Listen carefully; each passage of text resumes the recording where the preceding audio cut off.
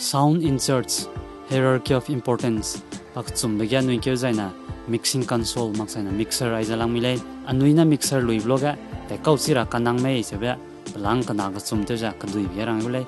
rai lang begya budget friendly mixer anui go budget lunga bamba mixer anui pera kanang da zarang kang mek keu kai sia luza anui lui gai bile leja ogu purpose anui tai phui mak cha ta to za bamba leja pachui pala na gya pa palai chi jegna mi hanga buira sappen zarang kang aja chak luza mixer luira ilei chebza rai berang ne le pakna ben keu dai zaina user friendly mixer aiza anui tai iba masaina tai seba chi hung makpa mixer anui luira kanang le kasa mixer ana luiwangai bloga pugu ta teba thak aiza standard format ka maksa samchai ja tai hung lo ba bam agum le bam le haim na trend masaina ka tai kam luza tai makpa jegna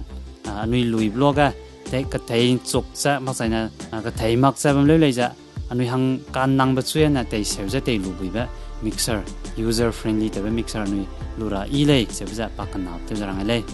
pak chumba keu dai designer pugu specification aya nui channel dai zeu lame input channel masana auxiliary channel dai zeu lame anui aguma ka sam specification anui lamile keu na janui na pera buzana pugu channel anui channel dai zeu kanang mai rakyang na di ba hanga channel kiwi ba nui bambena iguda rakyang na chei design na mixer apo di malaysia anui hanga bui bagu channel riaga piluza anui tai zaina anui mekkeu changkang sumak hanga ilei sebza rangailei zaina kyatna mixer aiza pazat kanala milei analog mixer maksaina digital mixer